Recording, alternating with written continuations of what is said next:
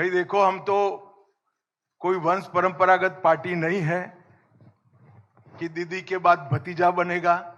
कोई भी बंगाली बन सकता है, बंगाल का ही बासिंदा भारतीय जनता पार्टी बंगाल का मुख्यमंत्री बनेगा। अब जरा भी चिंता न करिए, वो सक्षम भी होगा, योग्य भी होगा, लीडर भी होगा और सुशासन को प्रस्थापित भी करेगा। सुनिश्चित रूप से पूर्ण बहुमत के साथ इस बार सरकार बनने जा रही है और मैं बंगाल की जनता को अपील करना चाहता हूं, किसी से भी मत डरिए। डर तभी जाएगा जब परिवर्तन करेंगे। इस चुनाव में भयमुक्त होकर वोट करिए और परिवर्तन की शुरुआत करिए। निश्चित रूप से पूर्ण बहुमत के साथ भारतीय जनता पार्टी की सरकार बनने जा रही है। उत्तर बंग के अलग अलग जिलों में बनाकर हम उत्तर बंग के विकास को सुनिश्चित करने का काम करेंगे। बंगाल की संस्कृति को आगे बढ़ाने के लिए हम एक वंदे मातरम म्यूजियम की कल्पना लेकर आए हैं। वंदे मातरम म्यूजियम के माध्यम से पूरे विश्व में बंगाल के कल्चर को, जो पूरा विश्व पहले से इसकी सराहना करता है, इसके माध्यम से इसकी प्रसिद्धि और पुनर्जागरण का काम ये वंदे मातरम संग्रहालय करेगा। धार्मिक आस्था और पूजा पद्धति की स्वतंत्रता को सुनिश्चित करने के लिए हम कानून लेकर आएंगे। अब मैं थोड़े मुद्दे डिटेल भी बताना चाहूंगा। मैंने आगे कहा कि हम घुसपैठ पर निर्णायक प्रहार करेंगे। सालों से नरेंद्र मोदी जी की केंद्र सरकार प्रयास कर रही है, मगर बाढ़ को 100% करने के लिए बंगाल सरकार हमें भूमि नहीं देती है।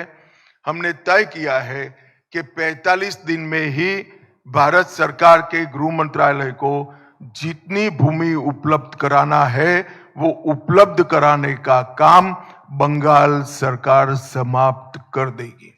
नदी नालों के अंदर पेट्रोलिंग की भारत सरकार के साथ मिलकर एक नई आधुनिक तकनीक से युक्त वैज्ञानिक व्यवस्था हम करेंगे। टीएमसी के भ्रष्टाचार में जो व्हाइट पेपर आएगा वो आगे पर एडमिनिस्ट्रेशन के अंदर ये भ्रष्टाचार कैसे समाप्त हो इसकी दिशा में भी आगे करेंगे। कोयला, बालू और पत्थर के अवैध कारोबार के माफिया राज को समाप्त करने के लिए हम समयबद्ध रोड मैप पहले 100 दिन के ही अंदर बंगाल की जनता के सामने रखेंगे। सभी सरकारी रिक्त पद परमानेंट नौकरी से युक्त कराने का काम करेंगे। इसके साथ साथ हम ये सुनिश्चित करेंगे कि नौकरियों की भर्ती पारदर्शिता से हो। एक करोड़ों रुपए के घपले, घोटाले, भ्रष्टाचार हुए हैं, ऐसा एक भी भ्रष्टाचार के बगैर पारदर्शिता के साथ मेरिट्स रखने वाले युवाओं को नौकरी मिले, ऐसी हम योजना बनाएंगे। पीएम विश्वकर्मा योजना, पीएम कुसुम योजना, पीएम उज्ज्वला योजना 3.0 और खेलो इंडिया, इसका पूरा कबाड़ा ममता बनर्जी की सरकार ने किया है। ये चारों योजनाओं को हम फिर से एक बार पुनर्जीवित कर हम आगे लाएंगे।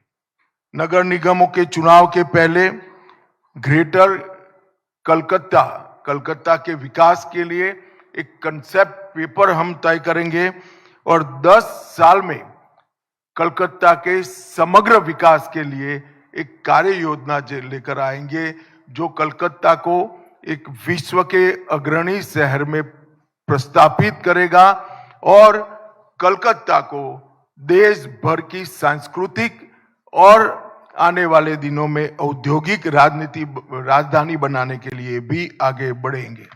हम बंगाल की जनता को भी विश्वास देना चाहते हैं। महिला सुरक्षा हेतु बंगाल में ही पुलिस बटालियन, दुर्गा सुरक्षा स्क्वाड और आत्मरक्षा प्रशिक्षण के लिए एक अलग से स्क्वाड की रचना हम करेंगे। धान, आलू और आम की खेती के लिए किसानों को उनकी उपज का उचित मूल्य मिल पाए, इसलिए हम एक योजना लेकर आएंगे जिससे आलू, धान और आम की खेती करने वाले किसानों को कोई तकलीफ न मिले। हर किसान का 100% एक एक ग्राम धान 3100 रुपये के दाम से बंगाल सरकार खरीद लेगी, जिससे धान के किसानों को सस्ते दाम में अपनी उपज बेचनी न पड़े। बंगाल की अर्थव्यवस्था को सशक्त बनाने के लिए अग्रणी औद्योग राज्य बने बंगाल, इस प्रकार का एक रोड मैप पहले 100 दिन में हम जारी करेंगे।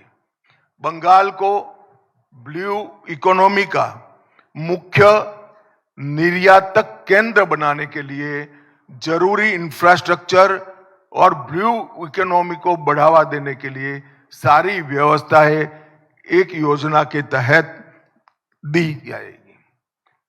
पुराने चाय बागानों को पुनर्जीवन और दार्जिलिंग टी की ब्रांड को विश्व प्रसिद्ध फिर से एक बार करने के लिए हम एक कमीशन बनाएंगे जो चाय बागानों के श्रमिक, चाय के उचित मूल्य और विश्व के बाजार में चाय के निर्यात की संभावनाओं को तरासेगा और एक रिपोर्ट बंगाल की भारतीय जनता पार्टी की सरकार को 1 साल के अंदर देगा।